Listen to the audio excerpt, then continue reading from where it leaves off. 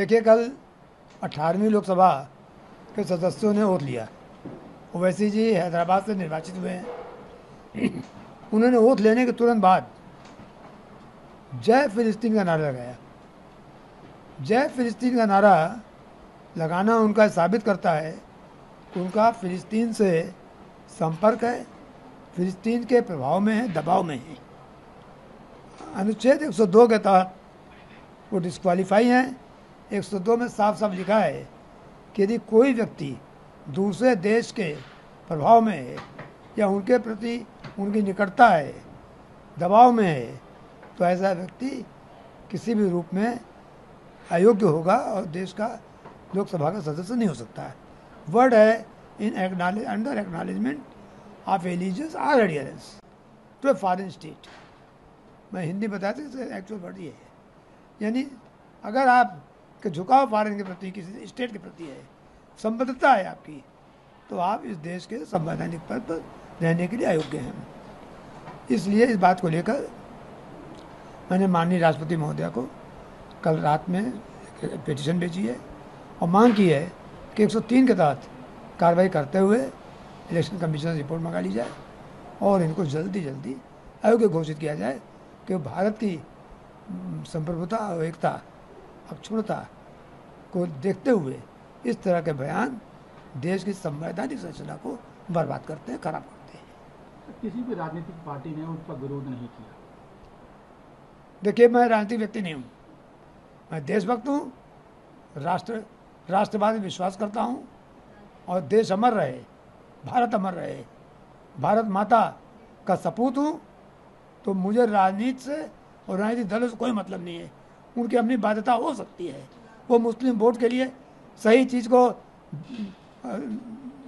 सही बात कहने में संकोच कर सकते हैं, वो लोग द्रौपदी हरण बर्दाश्त कर सकते हैं, पर देश का एक नागरिक होने के नाते मेरी ड्यूटी है, मेरा कर्तव्य है कि मैं इस तरह की प्रवृत्ति पर अंकुश लगवाऊं और जहां तक मेरे में सामर्थ्य शक्ति है मैं इस प्रवृत्ति को अंकुश लगवा कर ही रहूँगा।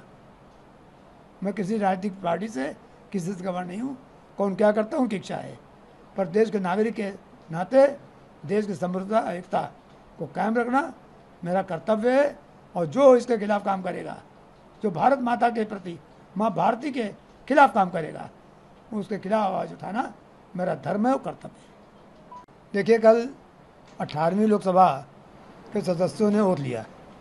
ओवैसी जी हैदराबाद से निर्वाचित हुए हैं। उन्होंने ओथ लेने के तुरंत बाद जय फिलिस्तीन का नारा लगाया।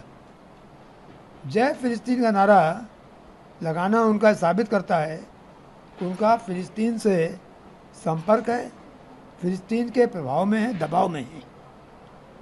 अनुच्छेद 102 के तहत वो डिस्क्वालीफाई हैं। 102 में साफ साफ लिखा है कि यदि कोई व्यक्ति दूसरे देश के प्रभाव में है या उनके प्रति उनकी निकटता है, दबाव में है, तो ऐसा व्यक्ति किसी भी रूप में अयोग्य होगा और देश का लोकसभा का सदस्य नहीं हो सकता है। वर्ड है in under acknowledgement of allegiance or adherence to a foreign state. मैं हिंदी बताते एक्चुअल वर्ड ये है, यानी अगर आप के झुकाव फॉरेन के प्रति, किसी स्टेट के प्रति है, संबद्धता है आपकी, तो आप इस देश के संवैधानिक पद पर रहने के लिए अयोग्य हैं।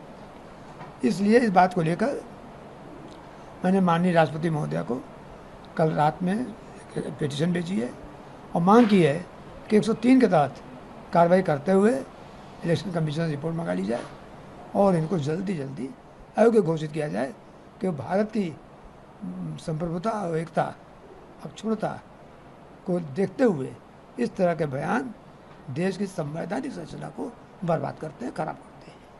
किसी भी राजनीतिक पार्टी ने उसका विरोध नहीं किया। देखिए, मैं राजनीतिक व्यक्ति नहीं हूँ, मैं देशभक्त हूँ, राष्ट्रवाद में विश्वास करता हूँ और देश अमर रहे, भारत अमर रहे, भारत माता का सपूत हूँ। तो मुझे राजनीति से और राजनीतिक दलों से कोई मतलब नहीं है। उनकी अपनी बाध्यता हो सकती है, वो मुस्लिम वोट के लिए सही चीज़ को सही बात कहने में संकोच कर सकते हैं, वो लोग द्रौपदी हरण बर्दाश्त कर सकते हैं, पर देश का एक नागरिक होने के नाते मेरी ड्यूटी है, मेरा कर्तव्य है कि मैं इस तरह की प्रवृत्ति पर अंकुश लगवाऊं और जहाँ तक मेरे में सामर्थ्य और शक्ति है मैं इस प्रवृत्ति को अंकुश लगवा कर ही रहूँगा।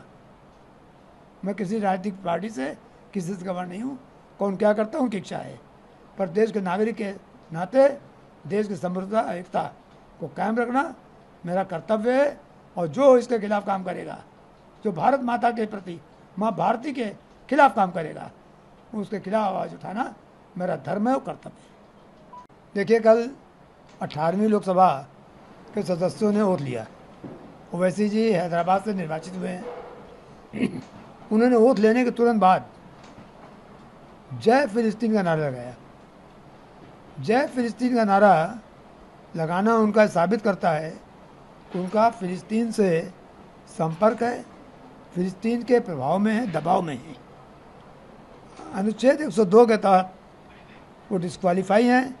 102 में साफ साफ लिखा है कि यदि कोई व्यक्ति दूसरे देश के प्रभाव में है या उनके प्रति उनकी निकटता है, दबाव में है, तो ऐसा व्यक्ति किसी भी रूप में अयोग्य होगा और देश का लोकसभा का सदस्य नहीं हो सकता है।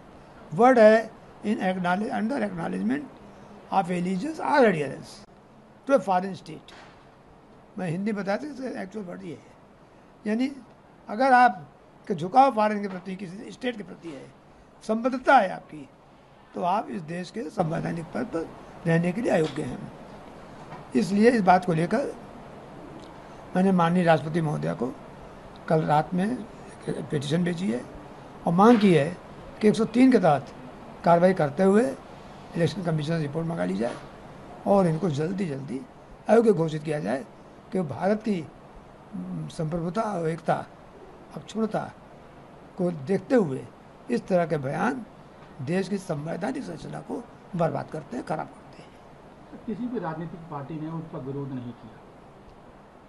देखिए, मैं राजनीतिक व्यक्ति नहीं हूँ, मैं देशभक्त हूँ, राष्ट्रवाद में विश्वास करता हूँ और देश अमर रहे, भारत अमर रहे, भारत माता का सपूत हूँ। तो मुझे राजनीति से और राजनीतिक दलों से कोई मतलब नहीं है। उनकी अपनी बाध्यता हो सकती है, वो मुस्लिम वोट के लिए सही चीज़ को सही बात कहने में संकोच कर सकते हैं, वो लोग द्रौपदी हरण बर्दाश्त कर सकते हैं, पर देश का एक नागरिक होने के नाते मेरी ड्यूटी है, मेरा कर्तव्य है कि मैं इस तरह की प्रवृत्ति पर अंकुश लगवाऊं और जहाँ तक मेरे में सामर्थ्य और शक्ति है मैं इस प्रवृत्ति को अंकुश लगवा कर ही रहूँगा। मैं किसी राजनीतिक पार्टी से किसी से खबर नहीं हूँ, कौन क्या करता हूँ उनकी इच्छा है, पर देश के नागरिक के नाते देश की समृद्धता एकता को कायम रखना मेरा कर्तव्य है।